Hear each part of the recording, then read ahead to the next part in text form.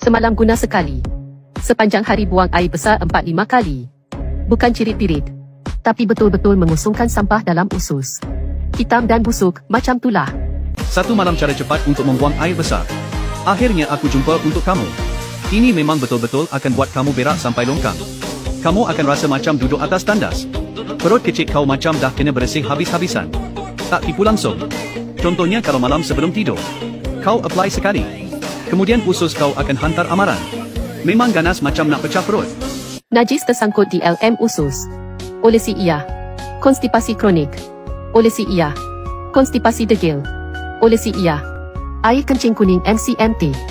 Oleh si iya. Sakit nak berak. Oleh si iya. Mulut pahit, mulut busuk. Tetap oleh si iya. Perut kembung, perut keras. Tetap oleh si iya. Kuat membuka peluh, peluh palsu. Juga oleh si iya. Saya berak sampai 8 kg.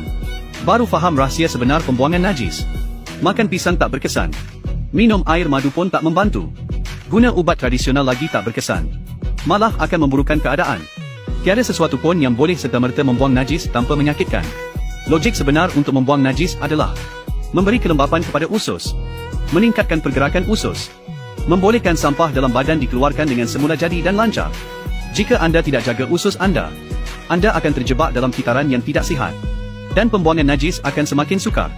Cara sebenar untuk melancarkan usus dan membuang najis adalah gel Lee-Shizhen ini. Melancarkan usus, menyelesaikan sembelit kronik. Pihak lain pakai berapa kali sehari? 3 kali. Kita cuma perlu pakai sekali sehari. Mereka beli macam mana? Melalui pengedar tengah. Kita dah buka saluran terus dari kilang. Pos percuma terus ke rumah. 1 kotak, 2 kotak, 3 kotak. Harga tak sampai 1 hidangan makan. Kalau tak beli sekarang, harga normal balik. Dulu harga lebih 200 Rm. Masa tu tak nak beli. Sekarang 1 botol cuma harga secawan air je. Lee-Shizhen gel usus khas untuk sembelit. Ada pelbagai bahan bantu buang air besar. Ekstrak pekat 100 kali ganda. Sehari sekali. Baik untuk sistem pencernaan. Khas untuk sembuh sembelit. Jenama tempatan lama yang terkenal. Bahan bagus, harga okey. Khidmat pelanggan pun power.